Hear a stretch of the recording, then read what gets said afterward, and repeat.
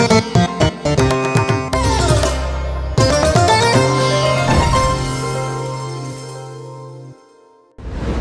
मित्रांनो, येशू ख्रिस्ताच्या नावाने तुम्हा सर्वांना शुभेच्छा देतो. कसे आहात? प्रत्येक सकाळी प्रभूची कृपा नवीन असते. प्रत्येक सकाळी त्याची उपस्थिती अनुभवून ती कृपा मिळवली पाहिजे.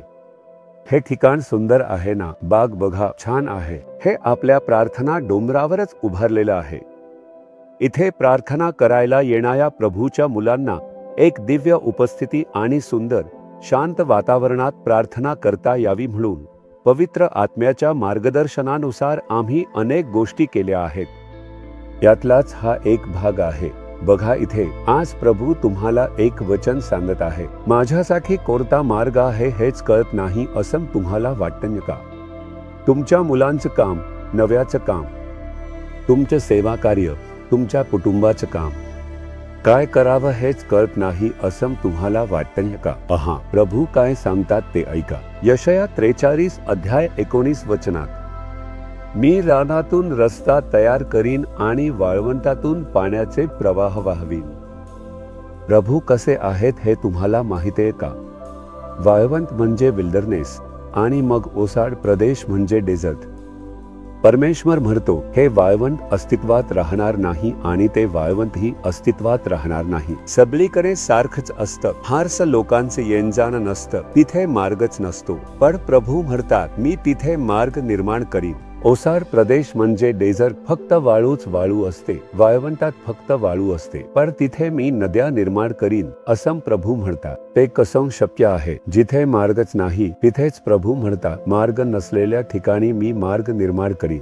जिथे पाणीच नाही तिथे मी नद्या निर्माण करीन असं ते म्हणतात. म्हणजे काय? अशक्य गोष्टी शक्य करणारा देव. तुमच्या आयुष्यात वाळवंटासारखी परिस्थिती आली आहे का? काहीच मार्ग दिसत नाही असं वाटतंय का? तुमच्यासाठी एक मार्ग प्रभू निर्माण करणार आहे. तो तुमच्यासाठी समृद्धीचे आदेश देणार आहे. अशी काहीतरी गोष्ट घडणार आहे की तुम्ही आश्चर्यचकित व्हाल. होय प्रिय मित्रांनो, एकदा एक भाऊ आले होते. ते म्हणाले, कर्ज खूप वाढलं आहे. व्यवसायात थोडासा तोटा झाल्यामुळे आर्थिक उलथापालट झाली आणि त्यामुळे खूप नुकसान झालं. त्यामुळे कर्ज कोट्यवधी रुपयांचं झालं आणि त्यातून सावरायला खूपच अवघड आहे. कर्जदार सतत मागे लागतात. अपमान आणि निंदा सहन करावी लागते. त्यामुळे असलेली सगळी मालमत्ता विकून कर्ज फेडावं का असं वाटतं. आणि मी खूप प्रयत्न करून पाहतोय. व्यवसायाची जागा, बागा, घर सगळं विकलं तरच कर्ज फेडता येईल अशी परिस्थिती आहे. मग मी विचारलं, तुम्ही सगळं विकून टाकलं तर व्यवसाय तसाच राहील. देव काहीतरी केल्याशिवाय काही होणार नाही असं म्हणताय. मग दुसरा काही मार्ग नाही का? तुम्ही थोडं विकून कर्ज फेडून उरलेल्या मालमत्तेत व्यवसाय करायचा म्हटलं तर त्याला काही मार्ग नाही. कर्ज फेडावं, सगळं काही बंद करावं. अगदी कठीण परिस्थितीत प्रार्थना करू, देव नक्कीच चमत्कार घडवे. ठीक आहे म्हणून ते गेले. आता सगळ्यांसाठी काम शोधत आहेत. सदरी घरे, जमिनी, व्यवसायाची जागा सगळं काही गमावून आता तुला भाड्याच्या घरातच जावं लागणार. पुन्हा सुरुवातीपासून त्यांना उभं राहावं लागणार.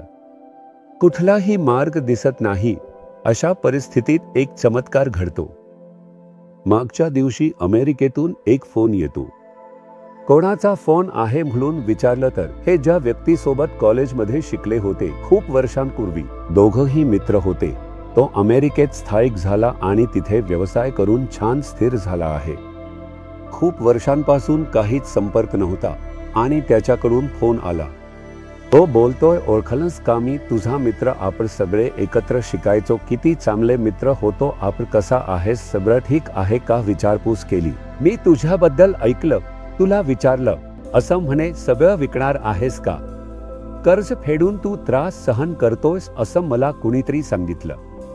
आपल्याला ओळखणाऱ्या एका व्यक्तीने मला फोन करून सांगितलं, म्हणूनच मी लगेच कॉल केला. हो, असं झालं खरं, पण तू काहीच विकू नकोस. मी तुला पैसे पाठवतो, सगळी कर्ज फेडून टाक, व्यवसाय चालू ठेव, हळूहळू जसं जमेल तसं मला परत दे, तुला काही व्याज वगैरे नाही, तू फक्त तुझं पहा, असं सांगितलं. फक्त एका दिवसात परिस्थिती पूर्णपणे बदलली. परमेश्वराने सगळं उलट पालट केलं. हेच तर परमेश्वराचे चमत्कार आहे. मदत कुठून येईल, कशी येईल होईल हे आपल्याला माहित नसतं. प्रभूने सगळं पूर्ण केलं. या प्रेयर माउंटन मध्येही असंच एक चमत्कार घडलं. इतक्या पैशासाठी एवढं मोठं ठिकाण विकत घेण्यासाठी एका दिवसातच प्रभूने परिस्थिती बदलून टाकली. जिथे मार्ग नाही तिथे तो मार्ग निर्माण करतो. रानात तो नद्या निर्माण करतो. तो तुमच्यासाठी करणार नाही का? विश्वास ठेवा, प्रार्थना करा, याच्यावर विश्वास ठेवा. परिस्थिती पाहू नका. आज तुमच्यासाठी एक मार्ग उघडणार आहे. तुमच्या आयुष्यातील वाळवंट समृद्धीत बदलणार आहे. वाळवंटात परमेश्वर नद्या निर्माण करून समृद्धीची आज्ञा देणार आहे. तुम्ही विश्वास ठेवता का? येशूवर विश्वास ठेवता का? मग त्याच्याकडे पाहून सांगा, येशू, माझ्यासाठी जिथे मार्ग नाही तिथे तुम्ही मार्ग उघडाल. माझं ओसाड स्थान समृद्धीत बदलणार आहे. माझ्या वाळवंटात तुम्ही नद्या निर्माण करून मला आनंदी कराल. तुम्ही माझ्यासाठी एक चमत्कार करणार आहात. मी विश्वास ठेवतो आणि अपेक्षा करतो. आज मी एक चमत्कार होईल अशी अपेक्षा करतो. येशू ख्रिस्ताच्या नावाने आमेन आमेन.